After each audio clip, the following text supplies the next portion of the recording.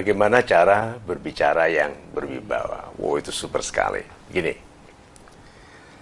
sebuah pribadi dilihat berwibawa. Oke? Kalau dia mengendalikan dirinya yang membuat orang lain merasa bahwa jiwa yang di dalam diri ini damai. Orang berwibawa itu damai. Oke? Nah, kita bedakan dulu damai, wibawa dengan karisma. Oke? Wibawa itu tanggung jawab pribadi. Wibawa itu bisa dibangun. Karisma tidak. Karisma itu pemberian dari Tuhan. Nah, orang-orang yang berwibawa lebih mudah dihadiahi karisma oleh Tuhan daripada orang-orang yang petakilan, yang berantakan hidupnya, berantakan sikapnya, bahasanya rendah sekali, sulit diberikan karisma. Nah, jadi tanggung jawab kita sebagai pribadi adalah membangun wibawa. Nah, wibawa dulu. Jiwa yang damai itu kuat, ya, tidak goyang.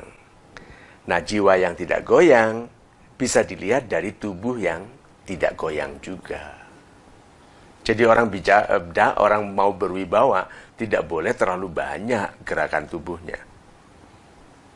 Jadi kalau dia menoleh kepalanya, bukan begitu kan?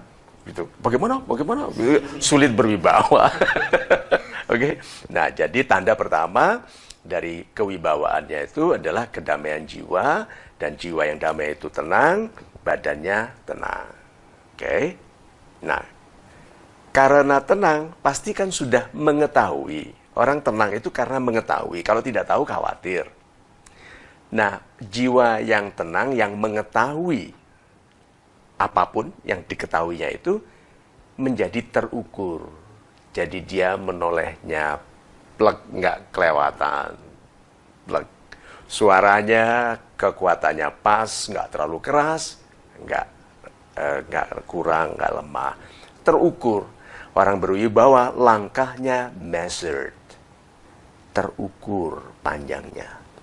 Tuh, 57 cm, 57 cm, 57 cm, begitu. Bisa dibayangkan nggak orang berjalan 30, 40, 50, 60, 70, 150. Nah, berarti orang-orang berwibawa measured, terukur. Oke? Terus, orang-orang berwibawa tidak tergesa-gesa.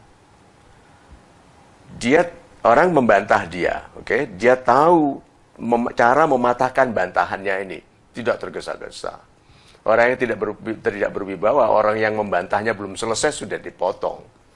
Orang berwibawa senyum, diizinkan selesai. Udah selesai, betul. Ada lagi pertimbangannya, ada, langsung dibantai. Dan dibantainya anggun sekali.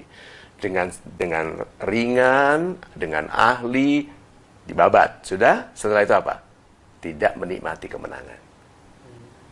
Malah dia bilang, sebetulnya kita sependapat tadi.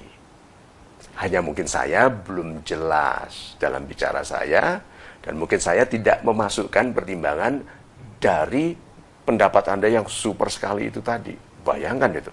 Orang yang dikalahkan merasa dimenangkan. Tuh, berwibawa. Ya, satu lagi ya Pak. Suaranya dalam.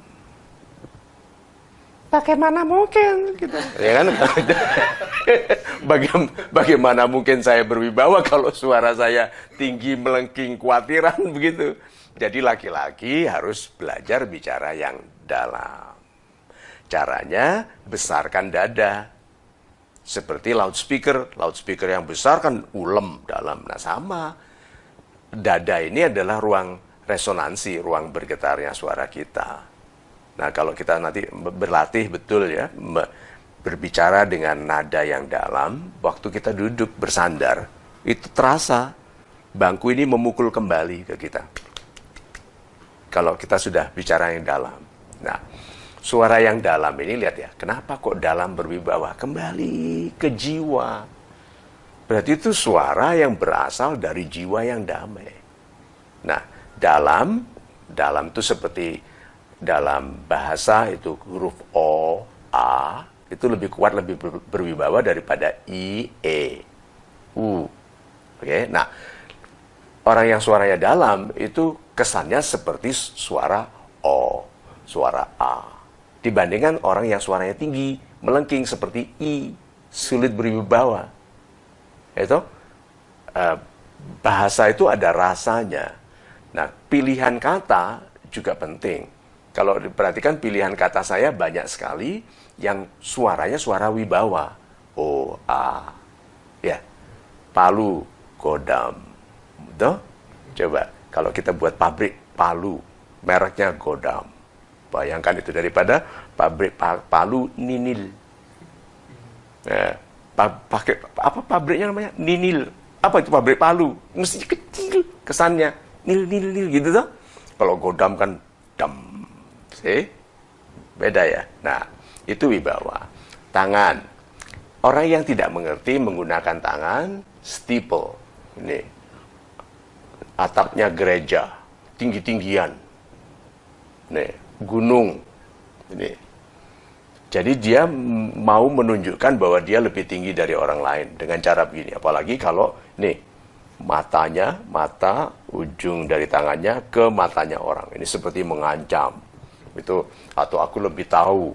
Gitu. Ada ini kecenderungan itu. Nah, hati-hati. Ini perilaku orang sombong yang menarik bagi anak muda. Lihat, kok keren ya. Padahal yang dilihat itu kesombongan. Ini membuat kita ditembak jatuh oleh orang. Karena di luar sana banyak sekali orang yang rendah hati, yang sangat powerful, sangat ahli bicara, tidak kelihatan. Lalu anak muda mau sok pinter dibabat oleh mereka dengan cara yang anggun. Oke, nah anak muda yang dimarahi, tapi dia merasa lebih pandai dari atasannya, dia kebawain. Tapi tetap begini, berarti apa? Saya nggak salah, cuman saya takut membantah gitu, karena bapak pangkatnya lebih tinggi. Nih, oke? Nah, satu lagi, kita sulit berwibawa. Ini perilaku banyak orang Indonesia, mengangguknya terlalu cepat. Iya pak, iya, sulit berwibawa. Saya pernah sangat junior di organisasi, tetapi saya tidak pernah menganggukkan kepala secepat itu. Sejak muda saya menolak untuk iya pak, enggak. Saya pasti iya pak, super sekali. Berarti saya tahu apa yang saya katakan, saya tidak khawatir tentang pendapat orang lain, saya menaruh di bawah orang lain bukan sebagai orang yang rendah, tapi sebagai pelayan bagi kehebatan atasan. Dan atasan itu harus bangga kalau saya pribadi yang berwibawa, bukan yang kehilangan wibawa karena oh iya pak, bukan begitu. Oke, nah. Banyak sekali dan panjang sekali bahasan tentang cara berbicara yang berwibawa. Tapi suatu kita teruskan. Tapi sekarang kita cukupkan dulu bahwa kewibawaan kita dalam berbicara sangat dipengaruhi oleh kedamaian jiwa kita dan kontrol untuk tetap memelihara kedamaian itu di dalam interaksi kita dengan orang lain. Itu.